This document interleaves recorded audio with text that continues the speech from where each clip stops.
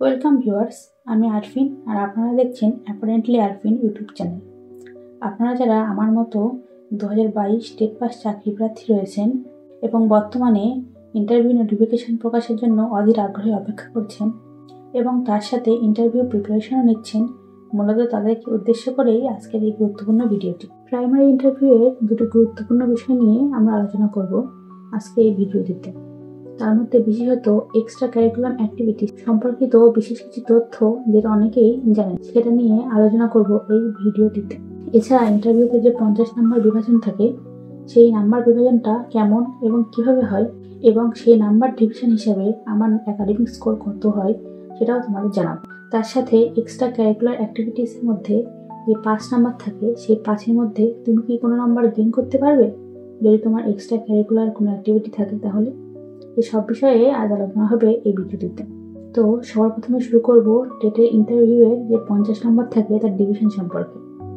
টেটের জন্য থাকে 5 নম্বর, মাধ্যমিকে যা পেয়েছো তার রেসপেক্টে থাকছে আরও 5 নম্বর, এবং উচ্চ মাধ্যমিকে যা পেয়েছো তার জন্য থাকছে 10 নম্বর। ডিএলএড কোর্সের উপর 2 বছর মিলিয়ে যা নাম্বার হচ্ছে তার জন্য থাকবে 15 নম্বর, এবং এক্সট্রা কারিকুলার অ্যাক্টিভিটিসের জন্য থাকে আরও 5 নম্বর বরাদ্দ। আর বাদ বাকি যে 10 নম্বর থাকে সেটা 5 করে ডিভিশন হয় ইন্টারভিউতে। 5 নম্বর থাকে প্রশ্নোত্তর পর্বে এবং বাকি 5 থাকে ইন্টারভিউয়ের ডেমোর জন্য, এবং এই পুরো নম্বরগুলো যোগ করলেই টোটাল 50 নম্বর হচ্ছে। এবং এর পরিপ্রেক্ষিতে তোমাদের নিজেদের নাম্বার হিসাব করলেই তোমরা তোমাদের একাডেমিক স্কোর পেয়ে যাবে। আমার হিসাবটা যদি বলি তাহলে এটা হচ্ছে 27.54 মতো। এবার এটা একটু ডিটেলসে বলি। ধরুন মাধ্যমিকে 700 নম্বরের পরীক্ষার মধ্যে 700 পেয়ে থাকেন, তবে পাবেন 5 নাম্বার। এই হিসাবে যদি আপনি 400 পান তাহলে 400% হিসাবে নাম্বার পাবেন। তাহলে আপনি আপনার নাম্বার কীভাবে হিসাব করবেন? মনে করুন আপনি মাধ্যমিকে 400 পেয়েছেন, তাহলে প্রথমে আপনি নেবেন আপনার প্রাপ্ত নাম্বার 400, এবং তার সাথে আপনি 5 দিয়ে গুণ করবেন এবং সেটাকে 700 দিয়ে ভাগ করবেন। তাহলে যে নাম্বারটা দাঁড়াবে, এখানে দাঁড়াচ্ছে 2.8, সেটাই হলো আপনার মাধ্যমিকের স্কোর। এরপর আসি উচ্চ মাধ্যমিকের নাম্বার। উচ্চ মাধ্যমিকে আছে মোট 10 নাম্বার। তাহলে প্রথমে আপনি নেবেন আপনার প্রাপ্ত নাম্বার, তার সাথে 10 দিয়ে গুণ করবেন এবং তারপর 500 দিয়ে ভাগ করবেন, যেটা দাঁড়াবে সেটাই আপনার স্কোর। 500 দিয়ে ভাগ করছি কেন? কারণ উচ্চ মাধ্যমিক পরীক্ষাগুলো 500তেই হয়ে থাকে। তারপর আসে ডিএলএড, এতে আছে 15 নম্বর।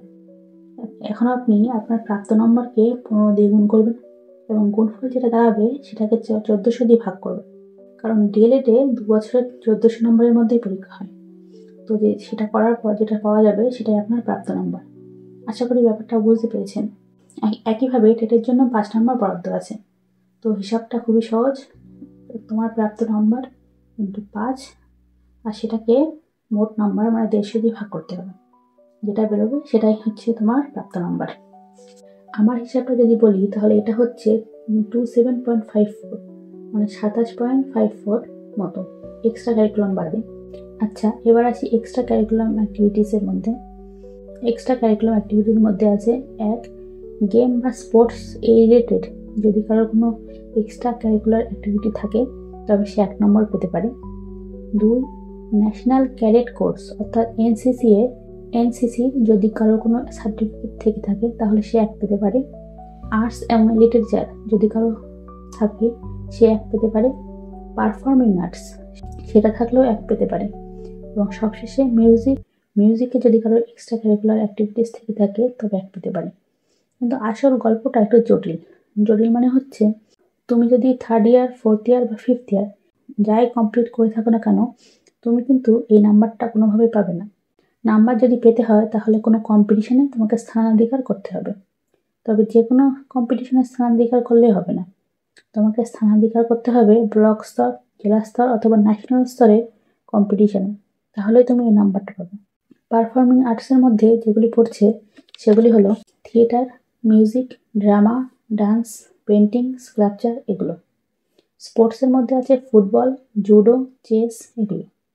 এবং ভলেন্টিয়ারের ব্যাপার আছে কিছু, সরকার বিভিন্ন জায়গায় মাঝে মাঝে কিছু ক্যাম্পেইন করে থাকে। তো সেখানে তোমরা যদি কখনো ভলেন্টিয়ারিং করে থাকো এবং তোমাদের সার্টিফিকেট থাকে তো সেটা শো করালে তোমরা 1 নম্বর পাবে। আরেকটা বিষয়, অনেকে লেখালেখি করে, সেটা শুধুমাত্র ফেসবুক বা সোশ্যাল মিডিয়ায় পাবলিশ করলে তোমাকে যে নাম্বার দেবে ব্যাপারটা এমন নয়।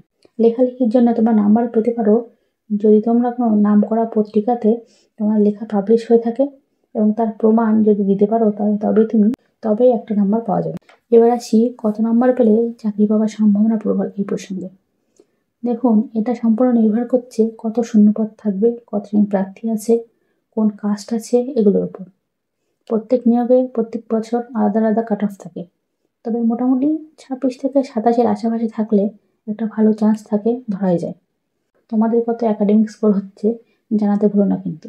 যদি আমার ভিডিওটা তোমাদের ভালো লেগে থাকে এবং আমার ভিডিও থেকে কোনো অজানা উপকারী তথ্য পেয়ে থাকো তাহলে একটা লাইক করে দিও, যেটা আমার উৎসাহ বাড়াতে সাহায্য করবে। এবং আর যদি আমার চ্যানেলটা প্রথম দিকে থাকো তাহলে একবার ঘুরে দেখার অনুরোধ রইল। ধন্যবাদ।